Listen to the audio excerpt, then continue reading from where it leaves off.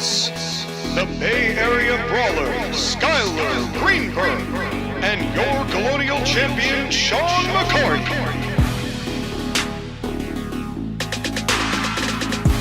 Welcome to the Court Martial Podcast.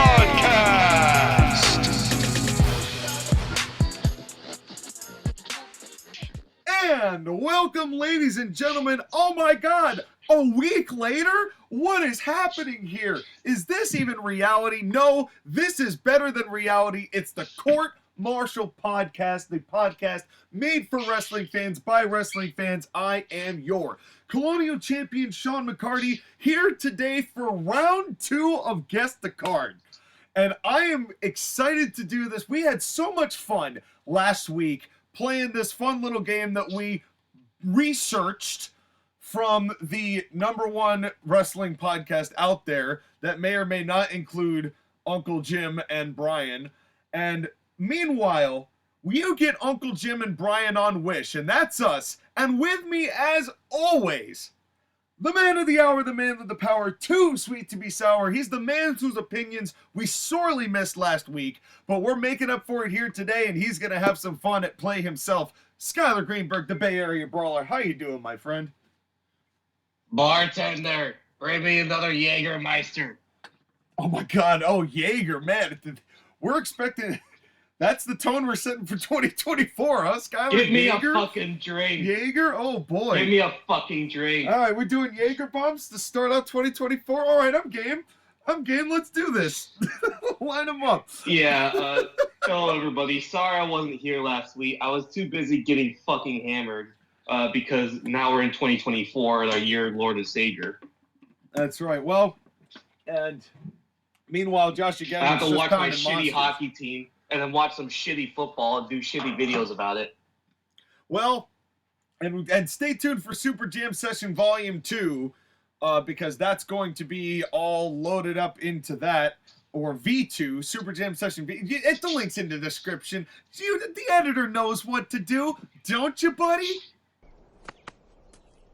Yeah, so anyway, it's great to have you back. We're going to have some fun playing Guess the Card. But before we get to that, we're going to do the news part 2. Roll it.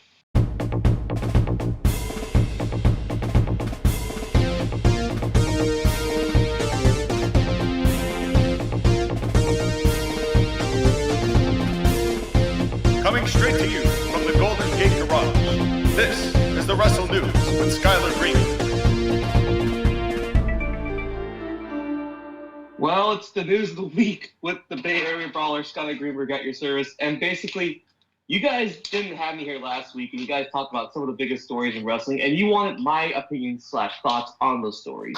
I do. This was my doing, and it's Skyler's segment, but it was my suggestion because there really hasn't been much huge updates unless you bring them to the table here today and this week. But we had such monumental things happen in the week that you were gone that I even said it last week that we really need you in those situations because you provide such a unique take and sometimes or a little more like devil's advocate, glass half full kind of situational that Josh again and I aren't sometimes. So we're going to go through the big topics, the good, the potentially bad, and the really bad. I forget how we categorized them last week, but I'm going to let you choose. The beaver cleavage. Yes.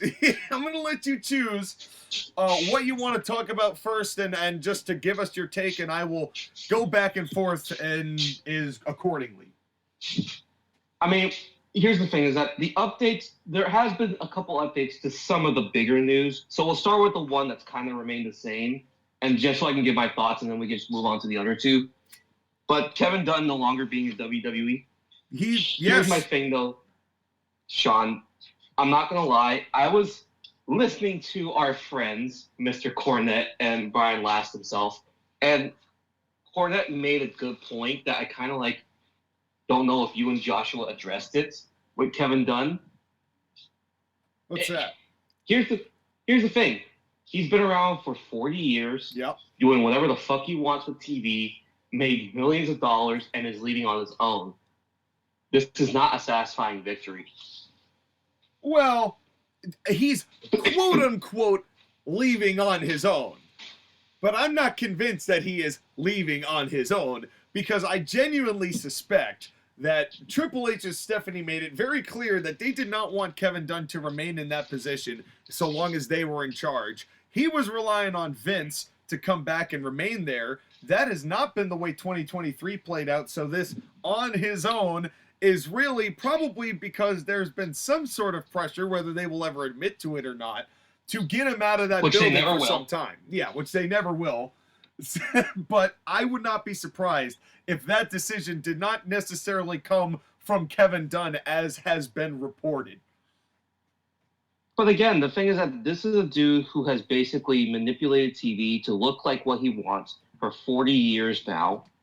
And I have no faith that it's going to be any different or any uniqueness past what he did, because they're going to have to use his old notes. They're probably going to have to use someone that he trained in order to take over in the interim. Somebody's going to take his place, but it's going to be a Kevin Dunn trainee. I'm sure they're going to hire from within. I can't imagine that they're going to go and find some sort of television executive to completely reformat the show. That would just be unless silly. They do the thing where they pull someone over from UFC, which could be interesting. Maybe. I mean, but we're really talking about how the whole show is shot. You know, not necessarily the format of it, but just how the show camera-wise is shot. And I don't know necessarily if what they do is a bad thing. It's just, it could be just cleaner. You know, I don't think their shots are necessarily that bad. I mean, the way that they shot NXT, you know, felt very much, you know, had a little bit more of a grittier feel, so maybe they'll kind of shift more into something of that direction. But at the same time, I'm kind of with you, Skyler, of like, how much difference is there going to be really? And if there is change, it's going to be gradual, very gradual. Well, yeah, but again, let's just call it for what it is. The cartoon graphics are going to be here to stay. Oh, well, I'm sure, maybe, unless that's something that Triple H, now that he feels more assured that he's got the hold that he does, unlike Vince trying to steal the company a third or fourth time. We'll see how that goes. But, like, now that it seems like it's less of a problem, maybe that will change. It's hard to say because we just don't know what Vince's overall role in the company is at this point. Well, my understanding, we'll branch off into Kevin Dunn news, but anyways, since this may be the last time we get to say it, fuck you, Kevin Dunn. Well, good luck in AEW. You actually might be of some use there. They need you over there. They need Kevin Dunn over in AEW. They're playing the wrong music for people of this most recent Dynamite. It's just not good. It's just not good. Kevin Dunn would do that show some good. They need someone not to be a wrestling fan in that program. Sean, listen to the words you just said. They need someone like Kevin Dunn. Yeah, isn't that sad? Think about what the state of AEW has to be for me to say they need Kevin Dunn. But think about it. WWE floundered and faltered with Kevin Dunn because Kevin Dunn didn't give a toss about the wrestling business. In AEW, everyone cares about the wrestling business way too much. Enough to disrespect it, but in that respect, the way that the bookers are, they need somebody not to be a wrestling fan to kind of steady some of the ship so we don't get smash zoom outs and missed programs and wrong production. How much you want to bet there's going to be a fight between Kevin Dunn and one of the people if he gets hired by them? It's not going to happen, but I'm just saying. How much money do you think Tony would throw at Kevin Dunn? Realistically, like, give me a number you think Tony would throw at Kevin Dunn for his services, even if it's just Tony for Khan won't do it. You want to know why? You want to know why Tony Khan won't do it? Because he would get so much shit for it. Well, yes, but again, Kevin Dunn is a Vince McMahon guy, and Tony Khan has made it his life's goal to be the anti-Vince. Well, simultaneously kind of being Vince. Tony Khan will not hire anybody. And Kevin Dunn retired because Vince isn't no longer in control, and he only wanted to work for Vince. Well, because he only under Vince would he have the guarantee of not being fired. So It's I mean, funny we how don't that know that relationship relationship. works. Maybe it was homo. Who knows? Again, knows? Kevin Dunn was loyal to Vince McMahon longer than anybody should have been. Well, But again, yeah. let's get away from the side tangent because I don't want to talk about AEW quite yet.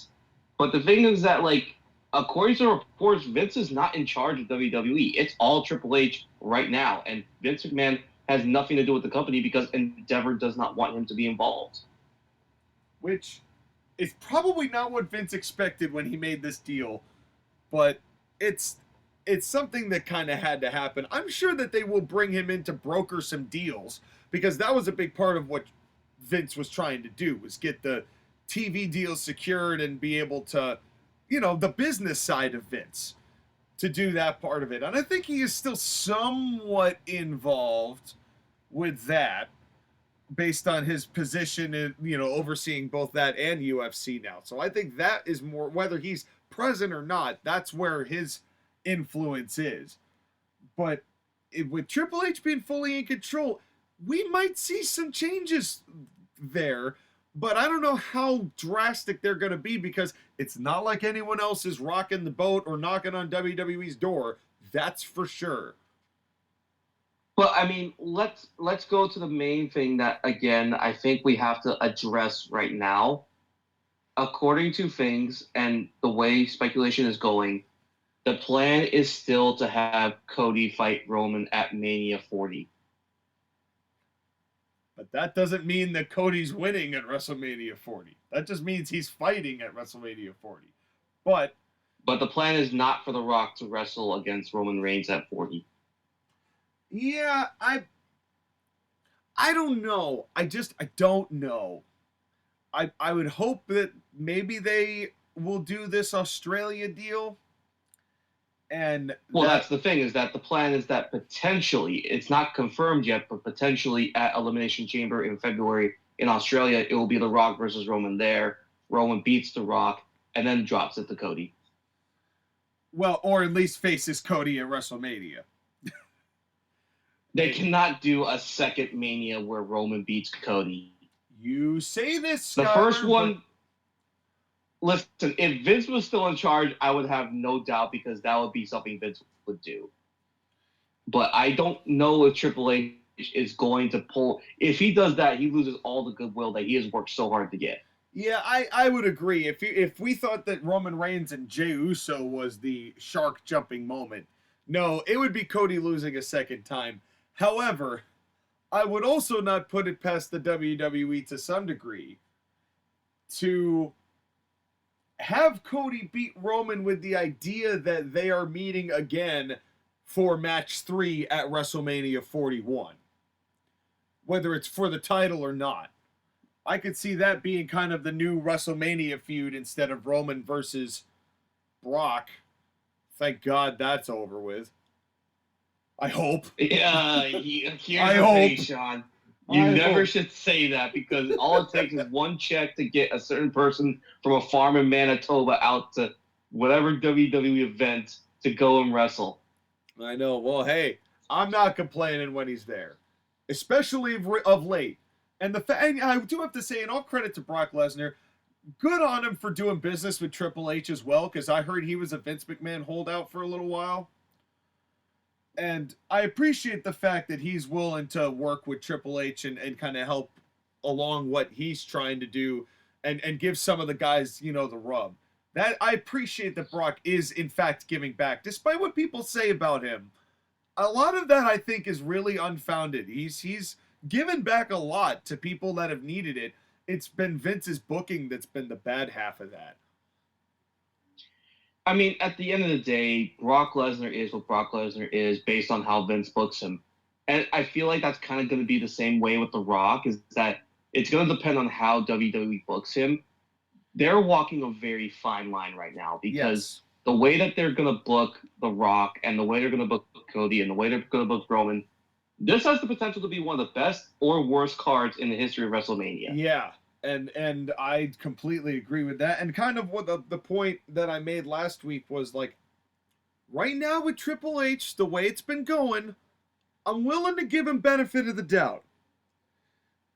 But it's something that he's, like you said, Sky, he is definitely treading some very treacherous waters in that respect. And, you know, who knows what the outcome will inevitably be with that and what The Rock is going to do and whether that's even going to be for a title or not. Because I've heard word that maybe it won't even be for the belt. It'll be for the lei that they wear. And it'll be tribal chef and that whole deal. So it's possible that that's more involved in the equation. Who knows? I mean, who knows? We may get a second round of tribal combat. Dun, dun, dun, dun, dun, dun, dun, dun, dun, and we're canceled. Well, I really hope that it lasts longer. I really hope that it's summed up a little bit more than the first go-round. Because you want a longer match than 45 minutes I can't believe I said that. 2024. Dude, that would be an hour long. Do it, WWE. You don't have the balls. Do it. No, nor do I have the willpower. For 45 minutes. I am not going to sit through an hour-long Rock and Roman match. That sounds abysmal. There's no way The Rock's going to have the stamina, as beefed up as he is, to handle an hour-long matchup. This is not Backlash 2000. Nor is that one of the cards. Which may or may not be a card. Well, but yeah. But yeah, anyways, we'll see what happens with The Rock and Roman. I don't know how I feel about The Rock coming back. Like, it's good to see The Rock, but it's also like, man, The Rock is kind of aged, basically.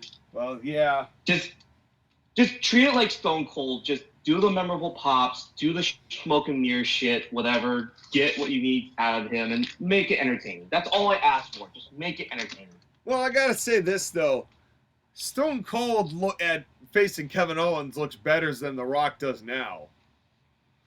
I know, that segment where he basically took out Jinder Mahal. Jinder Mahal was basically, he was, what? Barely breathing by the time he got to his promo. He was like Ultimate Warrior gassed. I'm like, what are you on, bro? Like, you are definitely like, Chef Boyardee is jealous of your beefaroni right now. It's like, I don't know. It was a whole deal, but we'll see. We'll see. But here's the thing, Sean. Who's more blown up in 5 minutes? Chris Jericho or The Rock? Well, Chris Jericho looks like somebody inserted a jack into him and inflated him, if that's what you're referring to. So in that case, he definitely looks blown up, like someone is pumping air into his gut. But that might just Chris be... Jericho's so fat, he has to use an air pump in order to get to the ring. Well, he might be using a pump on several things on his body. As is the rumors we've heard. Gross. Just gross. Oh, man. Editor, just do a gross meme. I don't care which meme, just do a gross meme at that. Oh, man. Well... Anyways, so with Chris Jericho, the wondering was, after the allegations, what would be the fallout to Chris Jericho, and what would AEW do? Do you want to know what they did? Is the answer nothing? No, it's something. You want to know what that something is? What did they do? They're giving him a title match with Sammy Guevara against Ricky Starks and Big Bill at Battle of the Belts 9 on January 13th in Norfolk, Virginia. Well, here's the thing. It's like, nothing's been proven. No one has spoken out seriously yet. Like, I said it last week. I'm willing to give Chris Jericho the benefit of the doubt on this one. Even though it's probably true. I'm not saying that it's not. Especially given Jericho's track record of being abducted by aliens and whatnot. But at the same time, I am willing to let this be, we don't know enough information yet until we get people actually talking about it who have not signed NDAs or people around the subject. Because I don't feel like this is a situation where we won't find out about it if it is really the case. I mean... Having said that, though, could Tony Khan not, pretend that nothing is happening? Listen, we can't pretend that something is happening, because that would be gross and disgusting or whatever. He acknowledged it in his media scrum by saying they're the safest company ever, which, bullshit. Yeah, that's... Bullshit. That's the biggest crock of shit. Not 3 months ago, he was in fear of his life. So don't give me that garbage. But that problem is now in WWE, so it's not a problem. Yeah, it sure isn't a problem. It never was a problem. The problem is what's left in AEW. That's always been the problem. When is it never the problem? Yeah. And CM Punk somehow got out more over than he was before. That has not been the case for pretty much everybody else. Yeah, but the thing is that, like, they're booking Chris Jericho like they normally would, which is giving him a title shot and leashing off the heat of other young people. Like, Ricky Starks and Big Bill are kind of building some momentum, and Chris Jericho has to get in there and suck all that. I bet you Chris is going to win the match, too. I bet you he'll win the belts. I bet you will. The most tone-deaf thing that they could do is have Chris Jericho win the belts. Well, that's what he thinks he's going to use this. He's going to try to find a way to use this. And that's the thing that scares me. And that could be something, that could be something that could cost them their TV deal. And I don't think Tony realizes the danger they're in. But at the same time, you mentioned it, Sky, if he acts too gun-hardy and too trigger-happy, then all of a sudden he's taking too much action without any really evidence being founded, and that's a whole lineage of lawsuits coming down. So, like, you want to talk about treading fine lines and doing some in between. Tony, as per usual, is completely in over his head, and there's no logic with this guy. So the logical thing to do, Tony's not doing that. I mean, all you had to do was just not book Chris Jericho for like a month. Yeah, let it blow over. Let it blow over. Go away and learn a new hold is literally the exact precedent for this.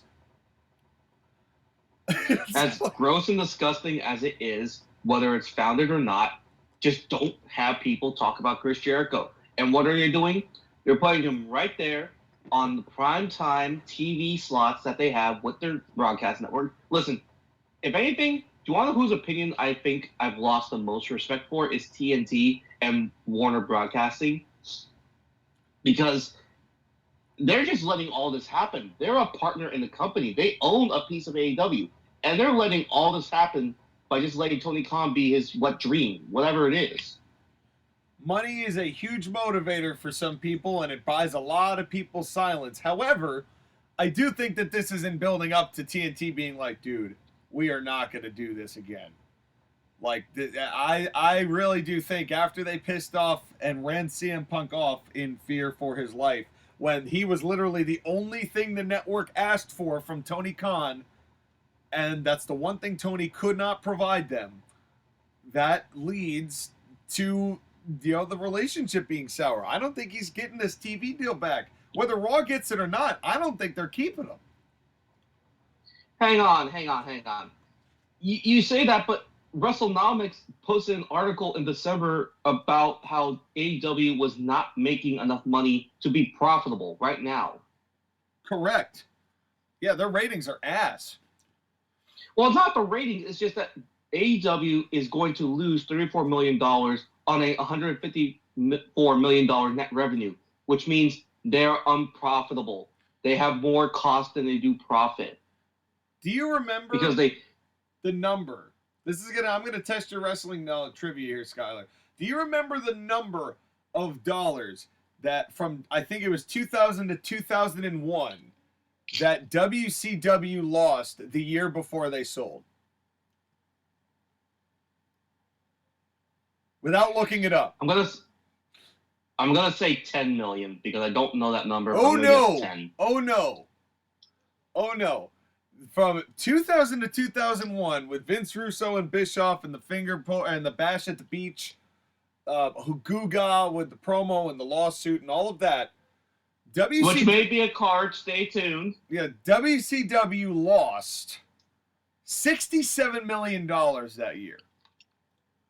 So just to put that in perspective, in 2023, Tony Khan from 2023 to 2024 will have lost half that. And you cannot tell me that the executives, no matter whether they were there or not at the time, aren't looking at what AEW has done in that respect and going, are we just dumb to do this again? We've literally did this to ourselves again. Well, hold on. You have to consider the inflation calculator just because. So $60 million roughly, right? Yes. 67, I think it was total. Okay. I'm just going to low park it and say $60 million. That's $110 million in 2024 money. Okay. But still, at that, you have to... Okay, so let's say that's a third of that. Still. That WCW was over a decade old at that time. They competed with WWE. This is just and they had way more people watching their show when it was in its final days than AEW does now. Yeah, this and what's the big cash cow? What's the biggest thing that they did wrong? Well, one of the biggest things is that, I mean, I'm not saying that Hulk Hogan was helping WCW by 2000, but it seems like the year that the nail gets put in the coffin is the year that the guy that was there to help really save the company, which was Hulk, gets run off. And they did it with Punk. Well, it's not just that he ran off, but it's that he sued Turner Network, and they had to plea out a lot of money. Oh, they ran off CM Punk, and he currently has hired Stephen P. New to represent him in litigation cases against AEW, which means they may lose money to him. Oh, I wonder what's happening. I swear, wrestling's a flat circle. Yeah, well, the more things change, the more they stay the same. It's just amazing to me that for somebody who was so obsessed with WCW in the 90s and the Attitude Era and all of that, and the way that Tony has tried to recreate all of that for himself, he not once stopped to look and see just how damaging a lot of that really was. And for someone who loves it so much, you think he would have learned something from it. Well, but Sean, here's the thing.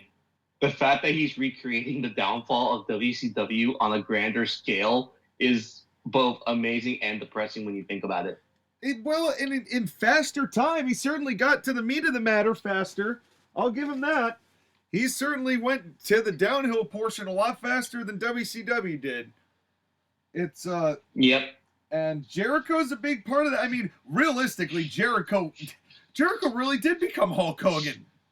For God's sakes, Jericho became Hulk Hogan in all aspects.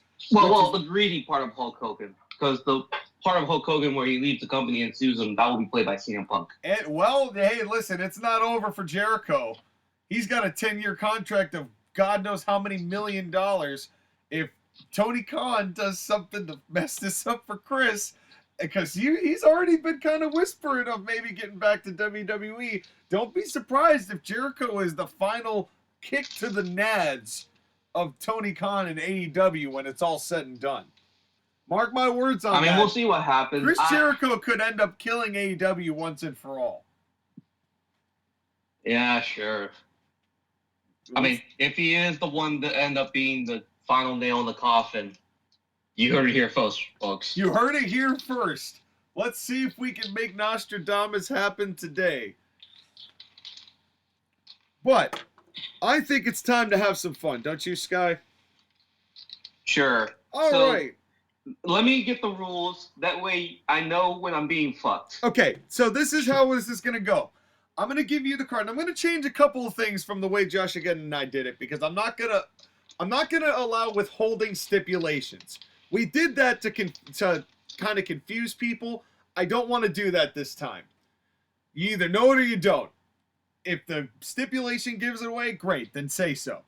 But I'm going to read to you the card. I need the name of the pay-per-view and the year the pay-per-view was. And this could be... And if I can, guess where it was located. Right, and if you feel like it, yeah, if you can get it. You know, we did that kind of for bonus points. But there will be... You have 3 guesses.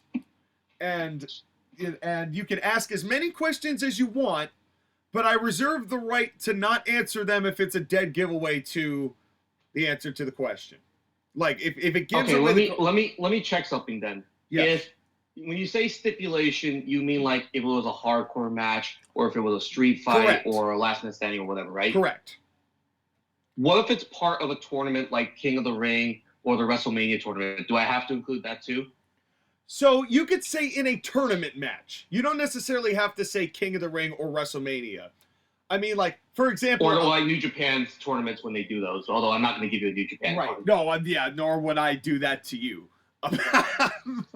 No, this is not meant I mean, to be we would mean. know it'd be New Japan. We would just have a hard time telling what year it is. Yeah, and yeah, definitely, and we're not really doing any territory stuff because like arm wrestling knowledge is not that expansive. I mean, we could do territory stuff, but the thing is that the cards we would pull from the territory would be big cards, and we know which one it is. Yeah, like I'm sure if I gave you NWA 1987, you would probably be able to nail it because there's only 4 pay-per-views. Maybe. I mean, we'll see what happens here today. We're gonna have ourselves some fun. So we'll, but you get 3 guesses, and that's the whole situation there. And we're gonna do. We did, I think, 13 of these the last time. We'll try and get 7 apiece to do this, and I will start us off if you don't mind. And by the way, you do not have to give the results of who won the matchup. You could say this person versus this person, so you don't necessarily have to say, for instance, and this is not what I'm about to read to you, but you don't have to say like John Cena beats Donkey Butt, right? You could just say John Cena versus the Donkey Butt. And, unless it's like congruent to the rest of the card, like if it was like a gauntlet match or whatever. well, yeah, I mean, it depends. You could. It's up to you. If you want to say it, if you don't want to say who won it or who didn't, depends on how, it's up to you, the asker of the question. Like, I did the Royal Rumble the other day, and I was like, it's a 30-man battle royal. Main event, won by Hulk Hogan. I wonder what pay-per-view this is. But in any case, so, are you ready, sir? Sure. All right, so, we are going to start with... And you can choose whether you want to air the dark matches or not. So I will actually do the dark matches. We'll start with Kofi Kingston versus Dolph Ziggler. That was the dark match. Okay, this is going to be sometime in the mid-2000s, anywhere for the next 15 years. Okay. The Hart Dynasty versus Show Miz versus John Morrison and R-Truth versus the world's strongest tag team, MVP and Mark Henry. In a gauntlet match, speaking of. Oh. CM Punk versus Rey Mysterio in a hair match. JTG versus Shad Gaspard in a strap match. Oh, Lord. I remember this show. Jack Swagger versus Randy Orton in the name of this pay-per-view match for the World Heavyweight Championship. Sheamus versus Triple H in a street fight. In an Extreme Makeover match for the Women's Championship. Beth Phoenix versus Michelle McCool. In a steel cage match, Edge versus Chris Jericho. And in a last man standing match for the WWE Championship, because that's pretty obvious, John Cena versus Batista. Well, first things first, I know I made the joke, but Kofi Kingston and Dolph Ziggler literally wrestled each other nonstop for like 5 years in the middle of like the mid-O's and mid-teens, and it just like, that does not help whatsoever. Yeah, well, that's why it was the dark match. But once you said Show Miz, I'm like, okay, it's the Miz team with Big Show after the Big Show left his tag team with Chris Jericho. So this is 2010. The fact that Rey Mysterio and CM Punk are wrestling a hair match means that this is after Mania. So this is Extreme Rules 2010. This is Extreme Rules 2010. Very good, sir. I remember that hair match being really good. It's been a while, but CM Punk and Rey Mysterio had a great feud that time. I also love the poster for this show because it's Sheamus, but the whole poster is in black and white except for his facial hair and his eyebrows. And he's got that really intense look on his face. And this was when they were really trying to get Sheamus over. You know, when he beat John Cena, and then you had this feud with Triple H that felt like it lasted forever, but it really didn't. It was pretty short, but I mean, it was to establish Sheamus on the roster and also for Triple H to work with his workout buddy. True, and this is one in that rare window where Jack Swagger was still the World Heavyweight Champion. Which I think it was actually right after the show. In 2010. Right? Wasn't it right after the show? He was only after the World the Heavyweight show? Champion in 2010. Yeah. But was it right after Extreme Rules that he got caught with weed and then they stripped it from him? No, he lost the belt. No. How did he lose the belt? It's been so long. It's been so long, I can't remember. Editor's note, Jack Swagger lost the World Heavyweight title at the Fatal 4-Way pay-per-view to Rey Mysterio. But you got it, sir. You got Extreme Rules 2010. Very good. Congratulations. Hitting the ground Alright, that's running. a point for me. We're keeping track of points, by the way. I have 1 point right now. You're probably going to win this because as last week showed, my memory is way fuzzier than I thought it was. Go ahead, Sky. What do you got for me? Okay. I'm not going to do the pre-show match because it's not going to help you. Okay. So, the first match is Bret Hart versus Razor Ramon in some type of match that involves a tournament. Okay. Second match is Mr. Perfect versus Mr. Hughes with Harvey Wippleman in some type of tournament match. Mr. Perfect versus who? Mr. Perfect versus Mr. Hughes. Mr. Hughes. Okay. All right. Go ahead. I know it's. You're thinking Apollo Crews or Terry Crews. That's right. Bam Bam Bigelow versus Jim Duggan in some type of tournament match. Okay. Lex Luger versus Tatanka in a time limit draw in some type of tournament match. Okay. Bret Hart versus Mr. Perfect in some type of tournament match, semifinal. Okay. Yokozuna with Mr. Fuji versus Hulk Hogan with Jimmy Hart for the WWF Championship. Said Yokozuna versus Hulk? Is that what I just heard? Yep. Okay. Yep, with Mr. Fuji and Jimmy Hart for the WWF Championship. Yep. 8-man tag match. The Steiner Brothers and the Smoking Guns versus Money Inc. and the Head Shrinkers. Okay. Shawn Michaels with Diesel versus Crush for the WWF Intercontinental Championship. Okay, yep. And the main event of the evening, Bret Hart versus Bam Bam Bigelow in some type of tournament match. So, this is King of the Ring 93. Pretty obvious. But the reason I remember this so vividly, and this is the weirdest thing, is not for any of the matches on the card, but because this show ended in Jerry Lawler assaulting Bret Hart at the end of the tournament because Jerry's the only king around here. And that match feud culminated in a Kiss My Foot match, which was the weirdest matchup I have ever seen in that New Generation era. But it's what really tipped me off was the Steiners being there, because that was in that weird window that the Steiners were in WWF, which was not for very long. Oh, what? I thought some type of tournament match was going to give it away. Well, yeah, some type of tournament match was. I mean, but there have been other matches like the Wrestling Classic.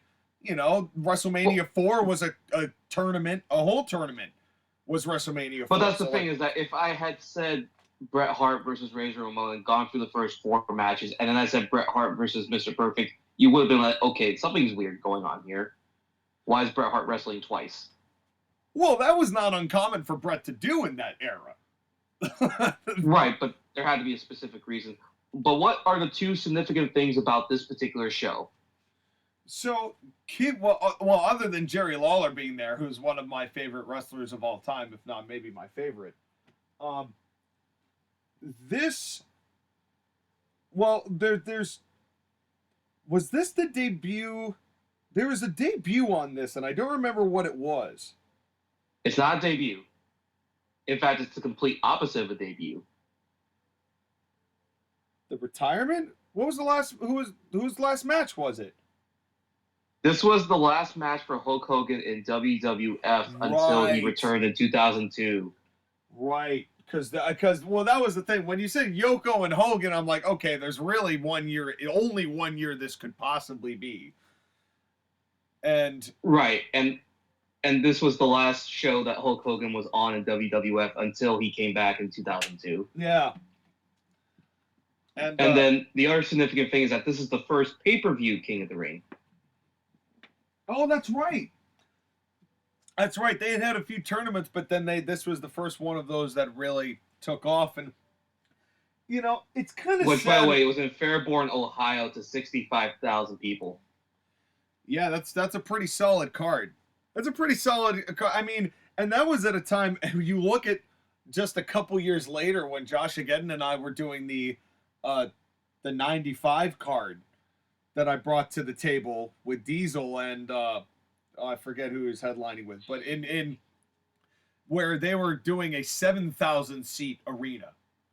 What 2 years of difference that made with the steroid trial and all of that. It's like, it's amazing sometimes the kind of shift that could take place in such a short amount of time. So when we're doing points, should we do one for year and one for show, or should I we think do just one for both? Just one in general, and we can get to nitty gritties if we really want to. You know, this is like golf. Like, if we could keep score, but if you win, you win. Like, we're doing all right. But here, All right. in this same vein, let me here. I've got a good card. I got a really good card for this one.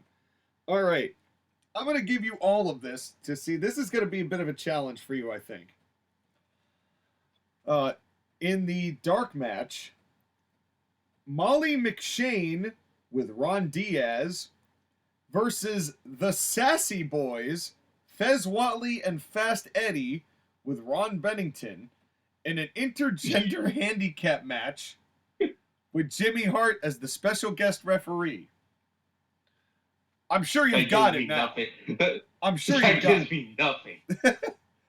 Well, the next dark match, Brian Armstrong and Brad Armstrong versus Steve Kern and Bobby Eaton in a tag match. Then on the main card, Lord Steven Regal with Sir William versus Johnny B. Bad for the World Television Championship. Vader versus the Guard with Harley Race versus the Guardian Angel. In a tag match, Terry Funk and Bunkhouse Buck with Colonel Robert Parker and Ming versus Dustin Rhodes and Arn Anderson. For the United States Heavyweight Championship, Steve Austin versus Ricky Steamboat. For the World Tag Team Championship, Paul Roma and Paul Orndorff, Pretty Wonderful, versus Cactus Jack and Kevin Sullivan. And in the main event, for the World Heavyweight Championship, Ric Flair with Sensuous Sherry versus Hulk Hogan with Shaquille O'Neal, Mr. T, and Jimmy Hart. Good Lord. Oh, this is gross. So, when you get the Regal, okay, and that specific name that Regal used, Lord Steven Regal, I know it's WCW. And then when you say Austin had the U.S. title, that puts this in 95, right? Maybe. Or does it put it in 94? Did he win the title that early? I refuse to answer that question. It can't be 96 because he's left for WWF by then. I feel like this is 95, but the problem is that my WCW knowledge is not that good. Okay, I have a question. Is this show one of their bigger shows, or is this a B show? It is one of their big shows. Yeah, I wasn't going to give you like Sold Out or Uncensored or Slamboree or anything like that. Not this time. Thank you. Not this time. Is it... Okay. One more question. You can ask Who as are the many questions as you referees? want. Who are the referees? It does not say on this particular Wikipedia page I have on here. I do not know. Okay, do we know who the announcers are? The announcers are... You're talking commentators? Yeah, commentators. The commentators are Tony Schiavone, Bobby Heenan, and Jesse Ventura. I thought that would help more, but it actually made it worse. Well, if you really catch it, you'll Jesse Ventura is a bit of a clue. Yeah, but he's not the clue that I thought he was going to be. Sure. Is this 1995 Starrcade? It is not 1995 Starrcade. You have two more Damn. guesses and as many questions as you want.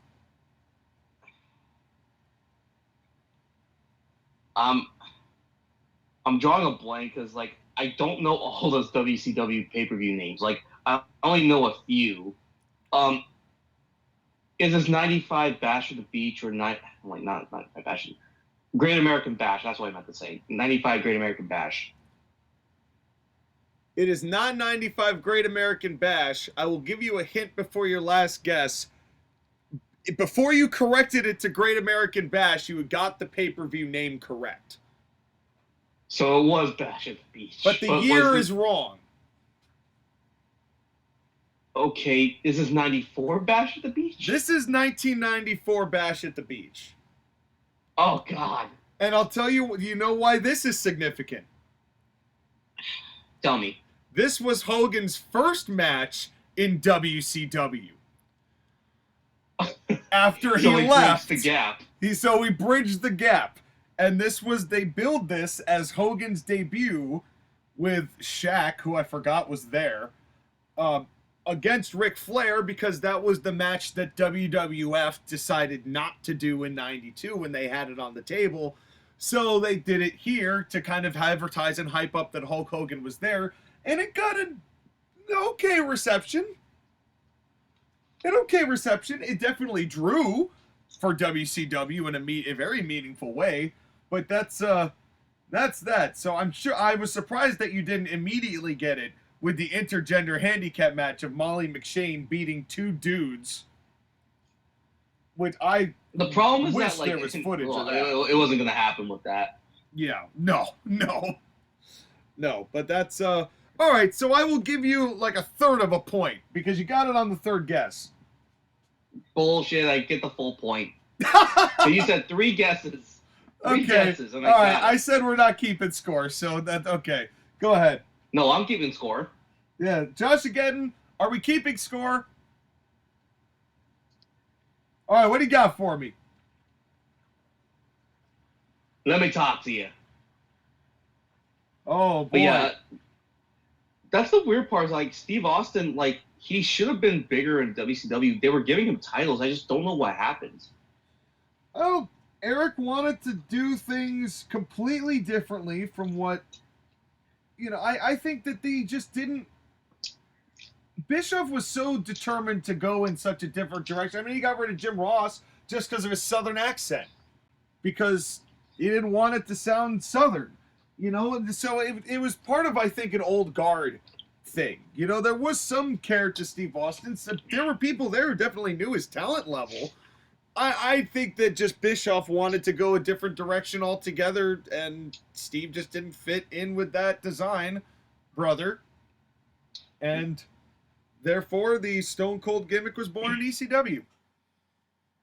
Which is kind of stupid because, like, WCW was always a Southern company. It was never.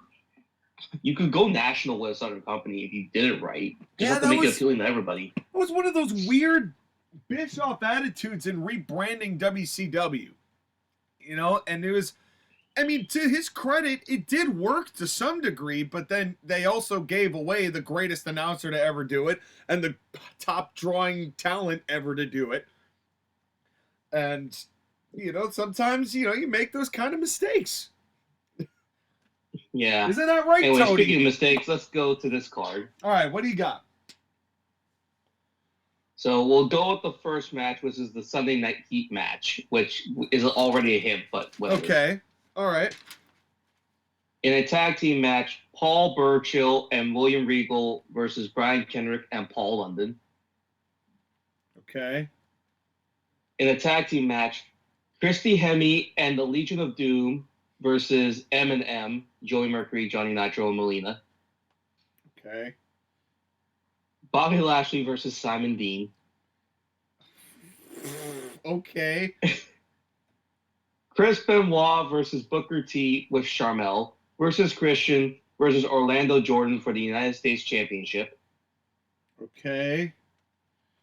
Mr. Kennedy versus Hardcore Holly. This is Holly. Okay. Oh my God. John Bradshaw Layfield with Jillian Hall versus Rey Mysterio. A tale as old as time. Okay. Randy Orton and Bob Orton versus The Undertaker in a casket match. Okay. Juventud with Psychosis and Super Crazy versus Nunzio with Vito for the WWE Cruiserweight Championship. God damn. And in the main event, Batista versus Eddie Guerrero for the World Heavyweight Championship. Oh man, is this so if I'm looking at this card correctly, this is obviously a 2005 SmackDown pay-per-view. And the major hint is JBL versus Rey Mysterio, but also Benoit and Christian and whatever. Lashley and Simon Dean, what were they thinking? You know? Well, let me give you a hint. It was a squash match. Oh wow, what a surprise. Yeah, Simon Dean and his fitness products, the Paul Blart of WWE. And on the other side of that, you know, Eminem, that was a classic SmackDown team. I forgot how many times they brought back. Is this the LOD with Heidenreich in it? It's Animal and Oh Heidenreich. no! I didn't. Oh God! Oh Lord! Oh. I didn't say Heidenreich, but I'm glad your mind went right to Heidenreich. No, because I'm like, the timeline of this, I'm like, it had to be Heidenreich because this is 2005. If I'm remembering correctly, this has got to be the thing I'm hung up. It's got to be the last pay-per-view that Eddie was on. I'm thinking so. Just the timeline of this, because Survivor Series 2000, that had the 10-man tag that had Batista in it with his wrapped up shoulder, and JBL and Ray. I'm guessing this has got to be No Mercy 2005. No Mercy 2005. Yeah. The last And one it was that the Eddie was last- in. Yeah, the last pay-per-view that Eddie was on. Yep. He died a month later. And this was, and the other interesting thing about this is this was fresh off of the Dominic Mysterio custody feud, which has somehow manifested itself here in 2024 by having Dominic Mysterio be the biggest heel in wrestling by the amount of booze he gets. What a lifetime we've lived. This is the best timeline. I don't care what anybody says. No, the best timeline is the one where Eddie Guerrero lives. Well, yeah. Well, yeah, that might have saved 4 or 5 different lives there, but that's a story for another time. Okay, now I'm gonna hit you with something else, actually, and you're probably gonna get this one pretty fast. But let's see how well you know yourself. All right, I'm gonna give you the pre-show match, which is a hint in and of itself. Elias versus Apollo Crews with Titus O'Neil. My man.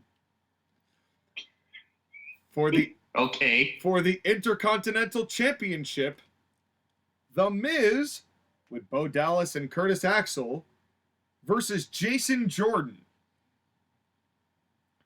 In a one-on-one match, Finn Balor versus Bray Wyatt. In a tag team match for the Raw Tag Team Championship, Dean Ambrose and Seth Rollins versus The Bar. In a in a fatal 5-way match for the Raw Women's Championship, Alexa Bliss versus Bayley versus Emma versus Nia Jax versus Sasha Banks. I'm just going to put misused for all 5 of those names. Yeah. In a one-on-one match, Roman Reigns versus John Cena. Oh. In a singles match for the Cruiserweight Championship, Neville versus Enzo Amore. Oh.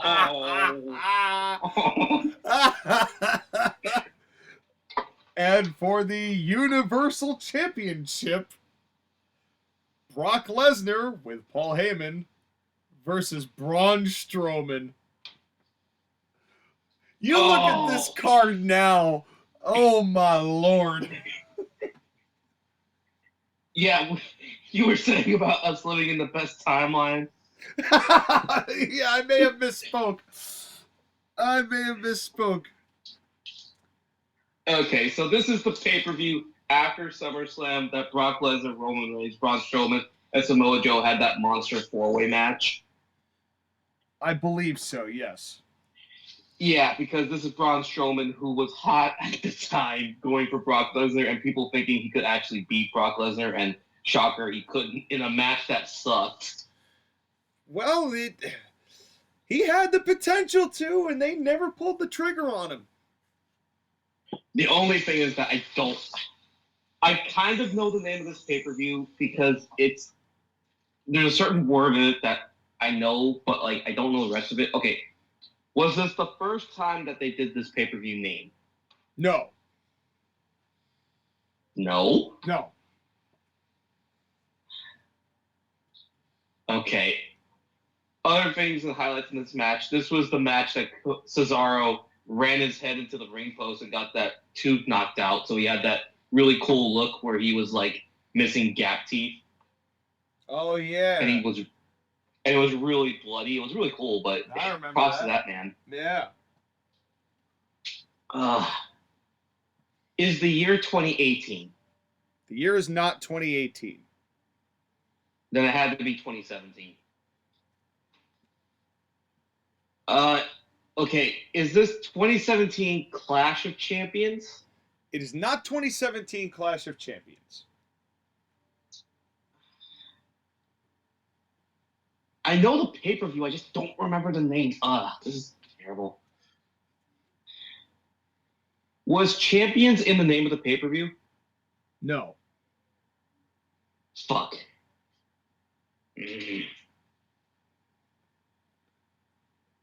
Okay. Was this 2017 Battleground? It was not 2017 Battleground. I'm not going to get the name of this pay-per-view. I just know it's in 2017. It's WWE. It's after SummerSlam. Would you like a hint? Sure. I will not save up what... Okay. This pay-per-view, you normally associate it being aired in October. But in this year, it was in September instead. So your timeline is correct. And I will add a second half to this. This was a pay-per-view that they revived the year before.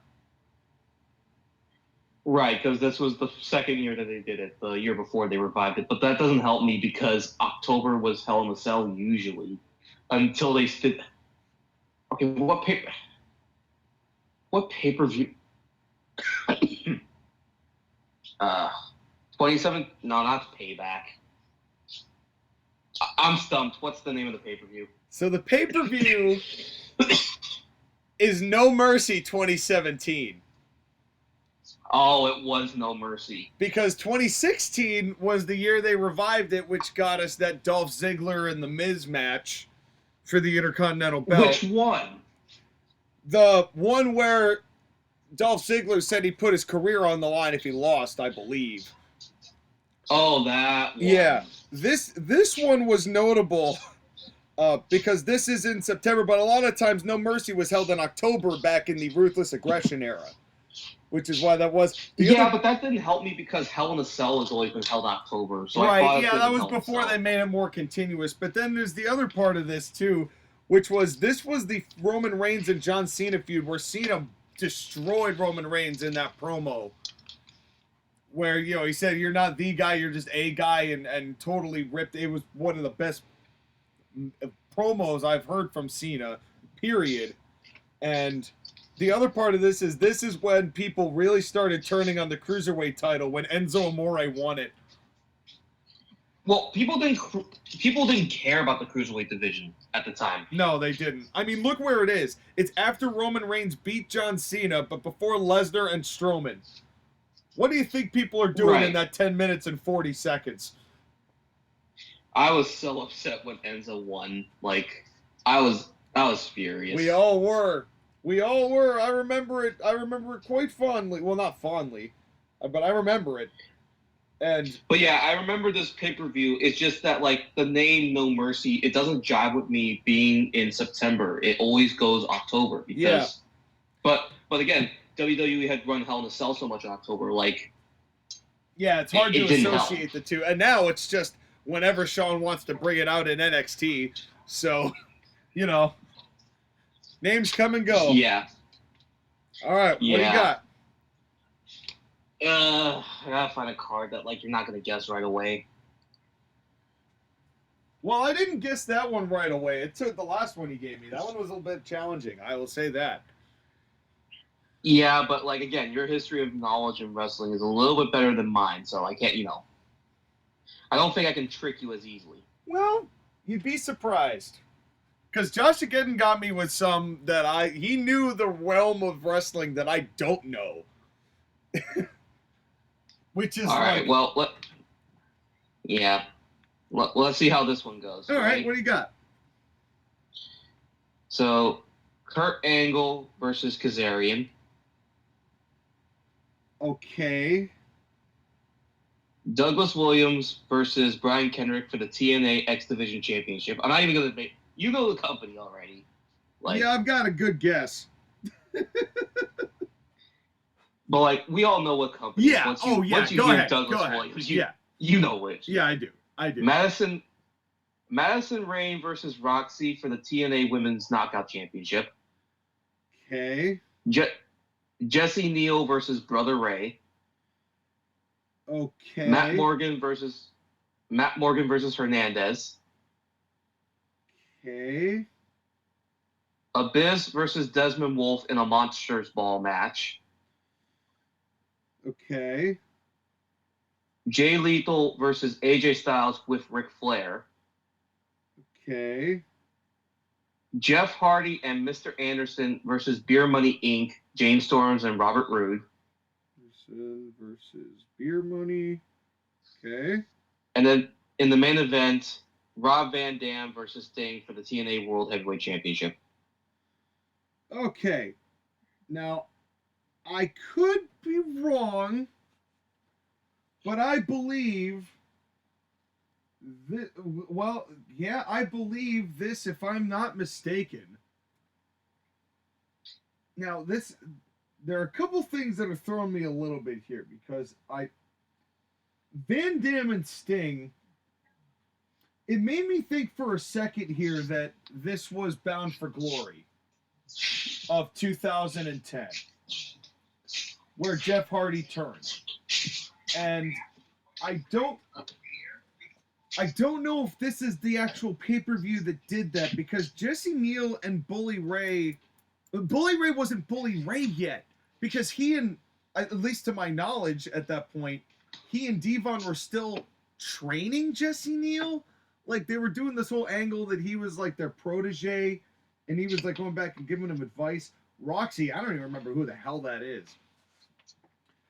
Not that it would help, but it's a TNA career versus title match, so it was Madison Rayne's knockout championship for Roxy's career.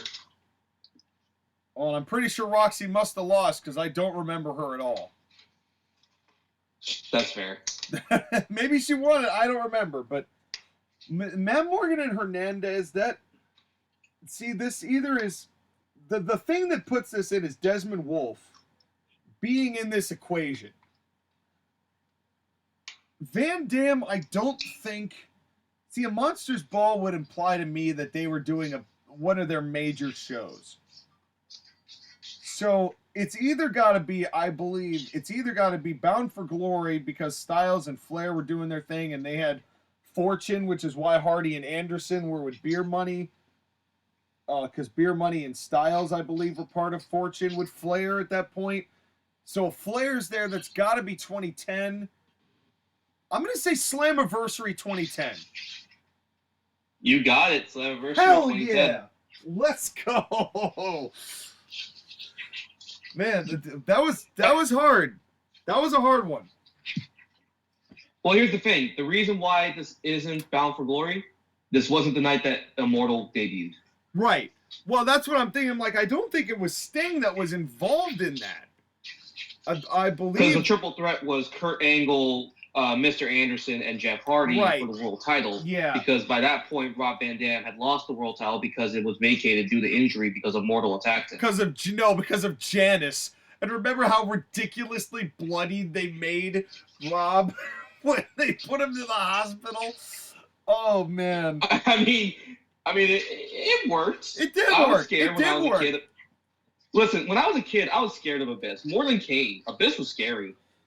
Abyss he's one of the last few that could really get away with that kind of, like, Hannibal Lecter-ish look. You know, Just because of how big he is, but also, like, the psychotic, crazy nature of it. It's just too bad that they made him goofy at the end. Yeah, I don't think the whole Joseph Park thing really did him any favors. But that was kind of like the direction that TNA was going. They were going for the comedy wrestling. That was also the time when Matt Hardy was, like, broken. yeah, well, there was a time when there was some potential in that, but in any case, it was not this. But that was I'm glad I got it. I didn't expect to on the first shot, so I'm appreciative of that. All right, so now It also helps that TNA's history is pretty straightforward. Although, again, those cards kind of sucked. Yeah, I mean, it wasn't that bad, but I'm just sitting there going, what the hell is Angle wrestling Frankie Kazarian for? Like, is that what kind of opening match is that? Like, so... When did you know it was TNA? Was it the second match? Oh, yeah.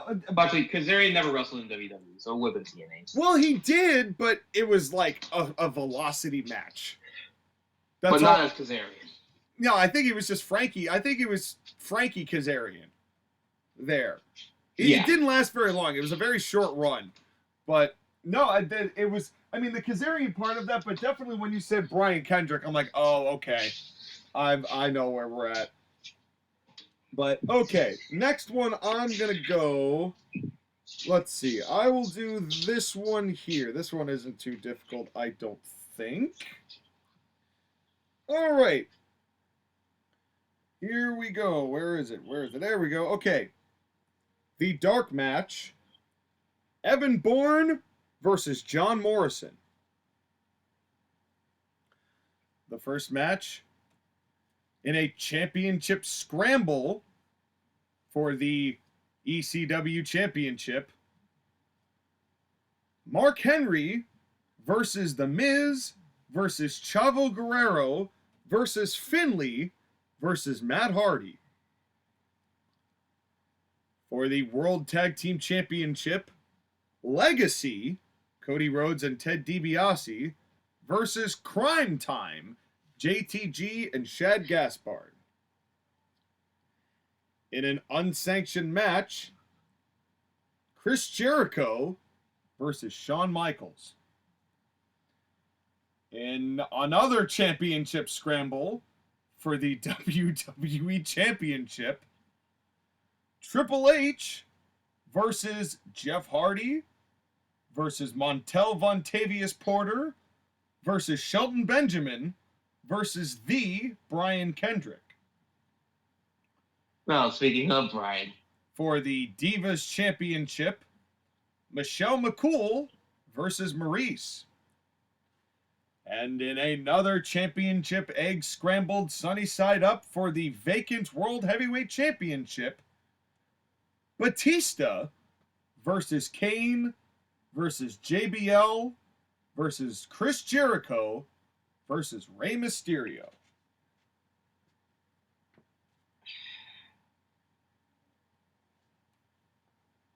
Correct me if I'm wrong, but John Cena was not there, right? John Cena was not present. No. Because when you say Shawn Michaels and Jericho, that would immediately be like, okay, that's 2008. But John Cena was there for 2008. So not at this particular time. So this has to be late 2007 because John Cena was still injured and he wasn't there. I refuse to answer that question. But the hard part is that, like, this is 2003 championship scramble matches. Yeah, this was a lot more than I thought it was going to be, but yeah. Okay. This is obviously a B pay-per-view. This is not Survivor Series 2007, right? This is not Survivor Series 2007. No, because they would have the Survivor Series match. I just wasted one of my guesses. What the fuck?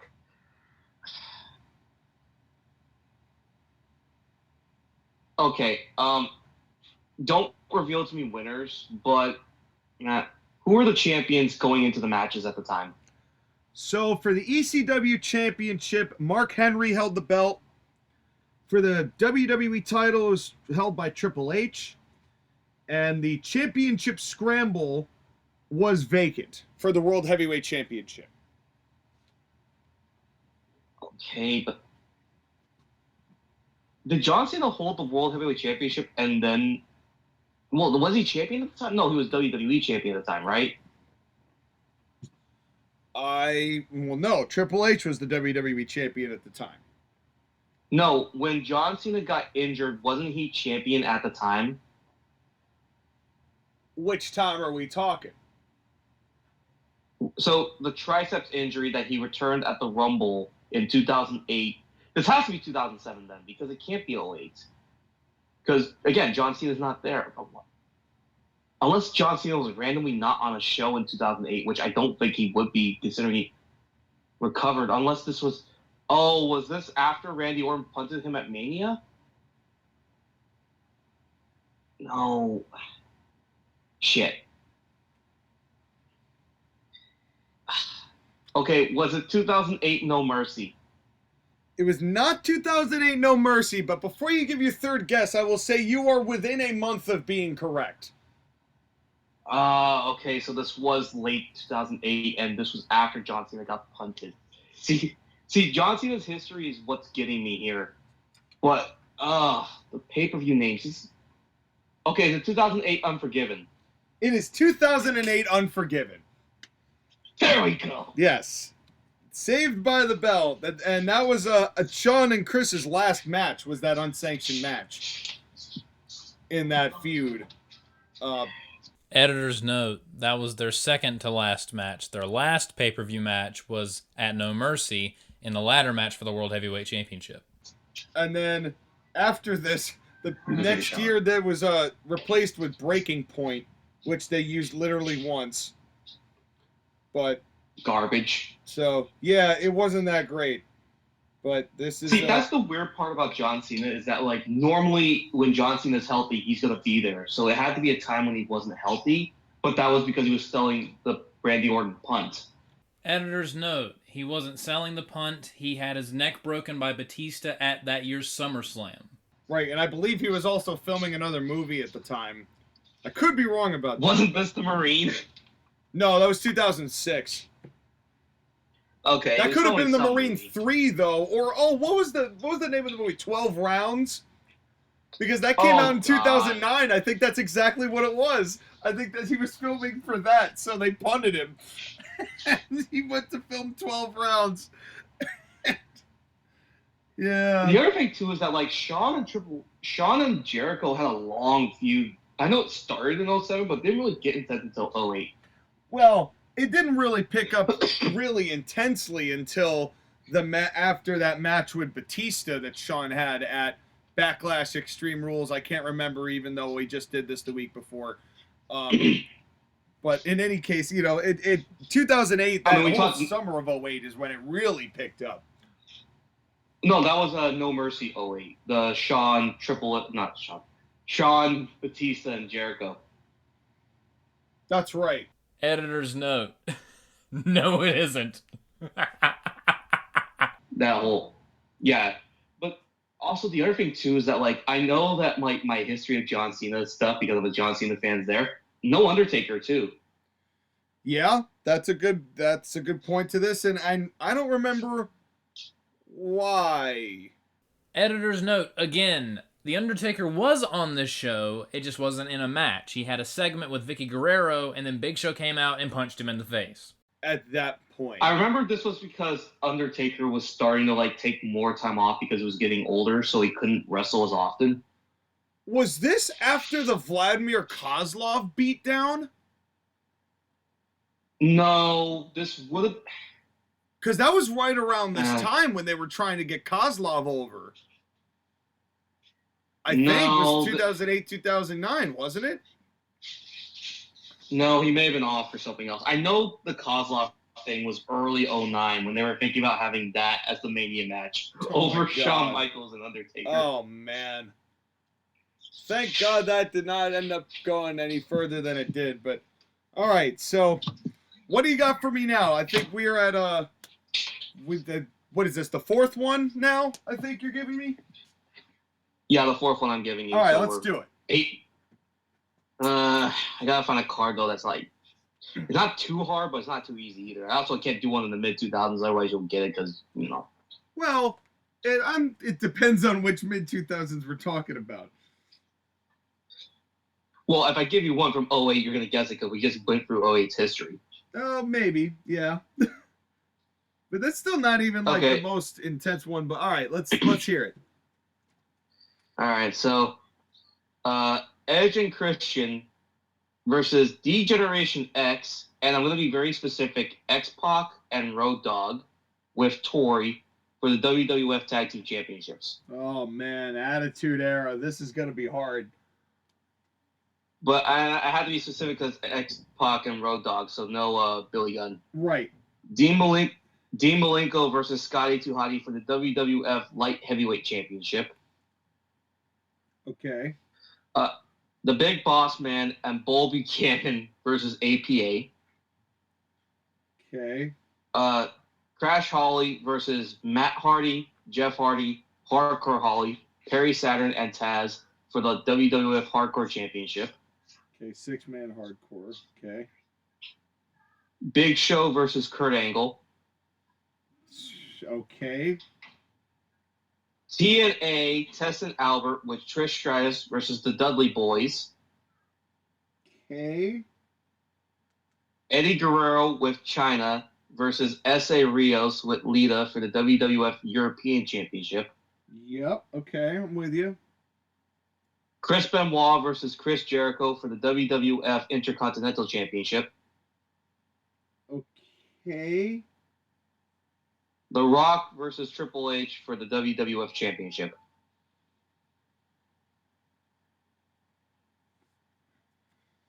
And that was not specifically listed as a Iron Man match. That Rock versus There's Triple H a match. different stipulation there, but I'm not going to name it because it'll give it away. Well, here's the thing. It's like it has to be after that at some point, because like it's obviously not like the Royal Rumble or anything like that. TNA has already been made, which means it's got to be like heading towards the summer. I almost feel like this is SummerSlam of 2000. By the way, this is definitely 2000 because Dean and Eddie are there. Asa Rios and Lita, that was right in the middle of the summer, I think. Then they were starting to build that up when Eddie was doing that deal with China. That was like the last-ditch effort to get that to happen, and that wasn't going to happen. So I don't know what the other... The thing is, like, I don't know if you just give me SummerSlam that easy. Like, I'm trying to think of what else would happen in that SummerSlam card. I barely remember that mid-2000s because they were still doing the who ran over Steve Austin deal. It's not... Let's see, they had... King of the Ring was their July deal, I think, at the time. Fully Loaded was later. This is another Undertaker-less card, so that means he hadn't come back yet to be the Brothers of Destruction, which means it can't be too far into 2000. There's Backlash. What was the May show? What was the name of the May show in 2000? I don't know. Well, let me start with my first guess. Is it SummerSlam 2000? It is not SummerSlam. It's not SummerSlam 2000. I didn't think so. Let's see. So it's in 2000. I know that for a fact. I'll confirm that it's 2000. It is 2000. I know that for sure. Now it's just figuring out where in this SOB this is. Let's see if there's any other hints. Now, X-Pac and Road Dogg. So if Kurt Angle is there, then that means Kurt... It couldn't have been Was it SummerSlam that Angle had that matchup with both Benoit and Jericho? In that triple threat where Benoit had... Or not Benoit, where... he had both titles. So maybe, is this... I don't think they did an Unforgiven 2000. I think they started it in 2001? I might be wrong about that. Because now I almost think maybe this is September. Man, I am shaky on my 2000s. I am definitely shaky on my 2000s. Okay, well, they brought back Austin in 2000. They had Armageddon. It was Armageddon. Austin was well and back by then, and they had the whole "I did it for The Rock" and blah blah blah, and at Triple H's, direction, which is how convoluted that was. That they were fighting at that point for that, but a lot of those matches were solved in November, so that even Steve Austin coming back, that had started, so that was all in the latter half. So this has got to be before then. God.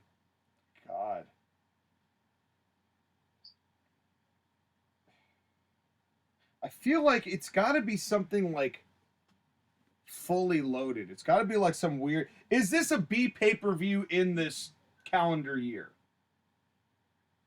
It is a B pay-per-view in this calendar year. Okay. So that rules out Rumble, Mania, SummerSlam, and Survivor Series. Right, which I figured, if it wasn't SummerSlam, then it really probably wasn't going to be any of the other ones. I know it's not Backlash. I know it's not in... I know it's not anything pre-Backlash, because Foley's gone. It's just remembering the names of these pay-per-views. Austin was back by October, so I don't think it was No Mercy. Angle was coming for the belt, but he'd lost to Taz already at the Rumble, so that puts this timeline with, and the Big Show's there doing what? Was this was post Hogan, the Shogun thing, where he was just being all these different people. If I may give a hint. Sure. Remember that WrestleMania 2000 was Triple H versus The Rock versus Foley versus The Big Show? Yes, I do. In that fatal four-way WWE Championship match. I do remember this. And the thing here is that Kurt wasn't going to win the WWE title for a little while longer. but he was getting up there. I think this was part of like his ascent there. So this has got what were the names of those pay-per-views? I don't think Judgment Day was there yet. I don't think Judgment Day was there yet. They had Fully Loaded. They had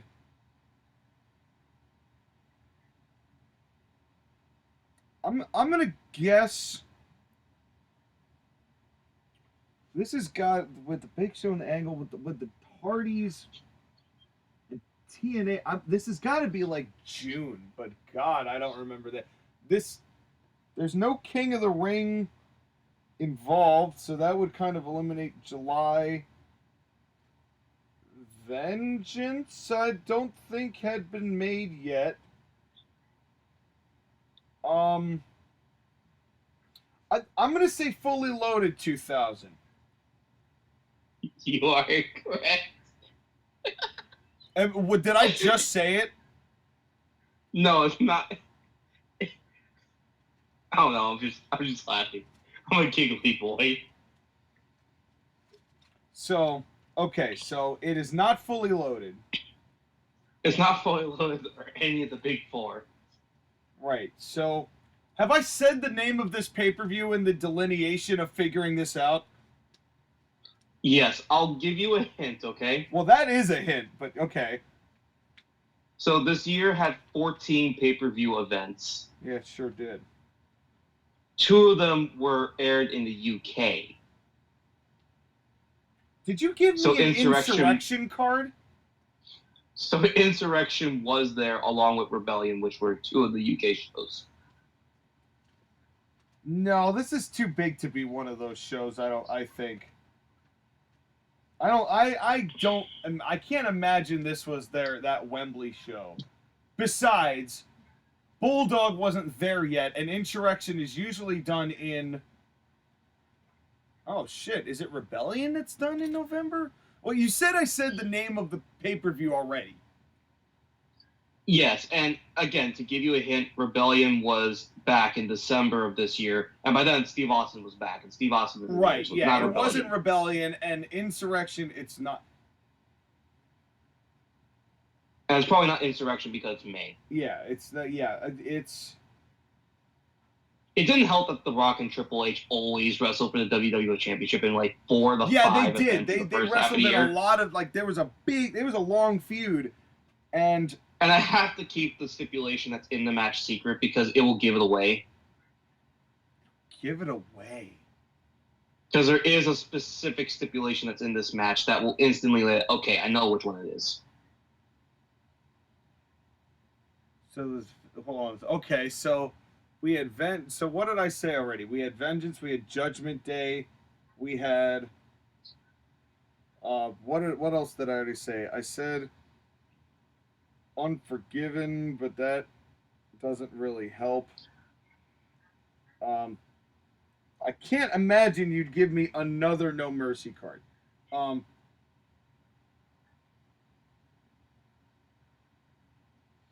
What would give this away?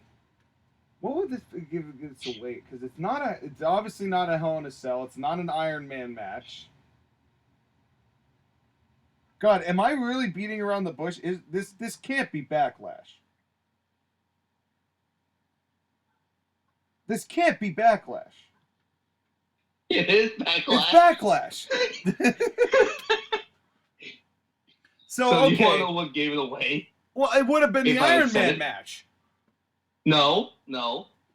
The Rock versus Triple H with special guest referee Shane McMahon. Oh, right, Shane McMahon, but then Shawn Michaels showed up at the end, and yeah, I remember all that.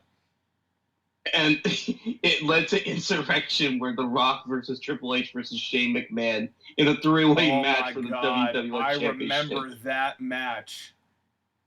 Oi. And this is the thing, is that this was 14 pay-per-views. Judgment Day was on the show.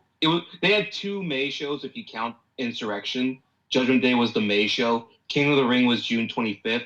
Fully Loaded was July 23rd. Yeah, okay, so that tracks. I can't, like, you said it can't be Backlash, but, like, I know that like the 2000s had so many pay-per-views, but like still. Well, I got there. I got there, I left for a while, and then came back. After I basically said, like, my laughing gave it away, because, like, it can't be back. A little bit. Trying to hold my laughter. Right? Well, let's see how much you're laughing at this one. But, man, like, look at that, like, card. It's such a weird card. It is a weird card. It's like, so that at that point, it was like, they had not, that was the beginning of quite a number of those feuds that were going to extend on into all the way through the summer. So, yeah, and again, the thing is that, like, this is, again, Helmsley McMahon era Triple H, so Vince and Stephanie were both there. Yeah, definitely. So, and this was, like, right at the beginning of that whole Triple H, McMahon, Helmsley era deal, and yeah, all that good Attitude Era stuff. All right, sir. Are you ready for your next one? Potentially. And I'll tell you what, because we've been going for an hour and a half, let's do one more piece and we'll call it for this round. And we'll save what's left for when the three of us are back together. Sounds good. All right? So here we go. I'm going to give you this one.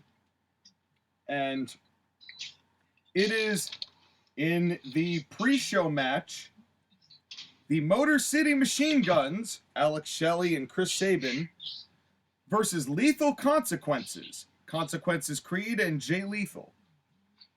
TNA 2009 Genesis. Incorrect. By the way, that's not an actual guess. That's Now we're gonna finish with your two guesses left. I'm gonna read the rest of the cards, sir. In an Ultimate X for the X Division Championship, Alex Shelley versus Chris Sabin versus Christopher Daniels versus Homicide versus Amazing Red with Don West versus Suicide. Wait, they had the Motor City Machine Guns wrestling twice? Yeah, I don't know how that worked out, but that was the weird part about the X Division at that time. The X Division was like that at the time. For the Knockouts Tag Team Championship, Madison Rayne and Velvet Sky, the Beautiful People, versus Sarita and Taylor Wilde. In a three-way dance for the Legends Championship, Kevin Nash versus Hernandez versus Eric Young. Maybe this is 2009. Jesus. In a Full Metal Mayhem match for the TNA and IWGP Tag Team Championships, the British Invasion, Brutus Magnus and Doug Williams, and Team 3D, Brother Devon and Brother Ray, versus the Main Event Mafia, Booker T and Scott Steiner, and Beer Money.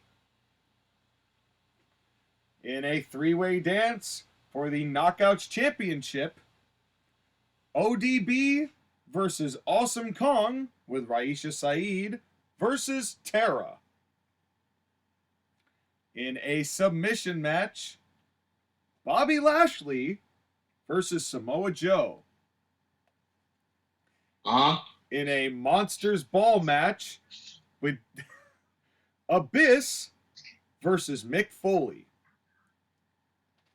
In a one-on-one match, Kurt Angle versus Matt Morgan. And for the World Heavyweight Championship, AJ Styles versus Sting.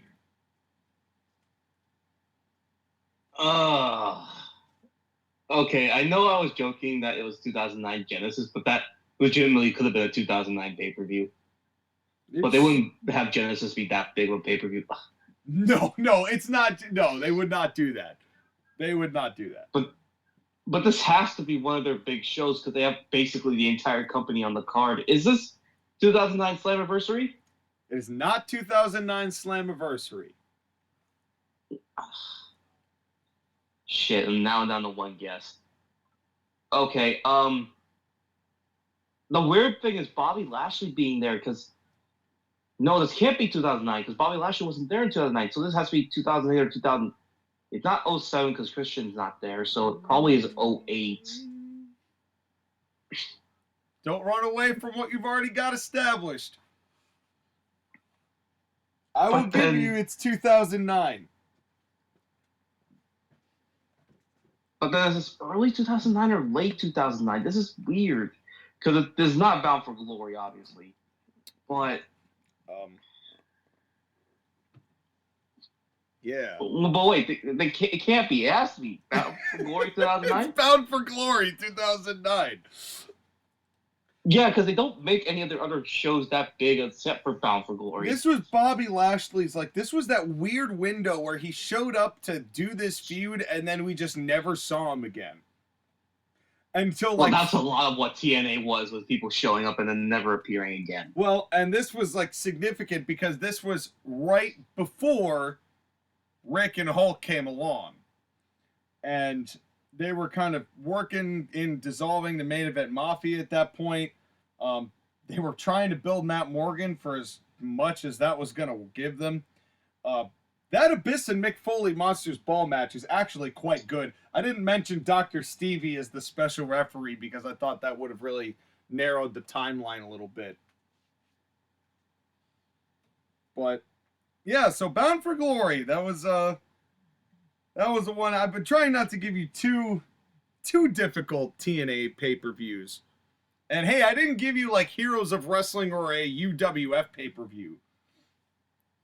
Right, I'm not going to give you something really stupid like Crown Jewel where D-Generation X wrestled against the Brothers of Destruction. That was 2018, right? Yep, and that was shit. Yeah, it sure was. Well, I gave Josh again some shit. I gave him an AEW card, so... All bets are off. I'm not giving you an AEW card. All right. Okay, so all right. Do I want to do this show? Again, I don't want to give you an obvious one. Let's make it tough. Yeah, it's the last one, so let's go out with a bang. Let's see if I can match your level, because the score, if we're keeping score, is 4-4. So if I get this wrong entirely, then we will have tied. All right. Oh, jeez. Okay. You ready? I'm ready. Lay it on me. All right. Sheamus versus Randy Orton. Okay. Which is no help. It is no help at all.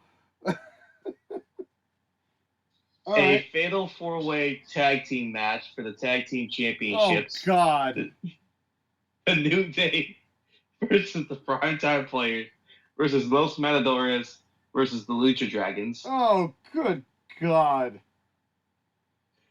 Dolph Ziggler with Lana versus Rusev with Summer Rae. Oh, God. The first of many cuts. I guess I'm wrong about the pain, huh? Yeah, well, keep going.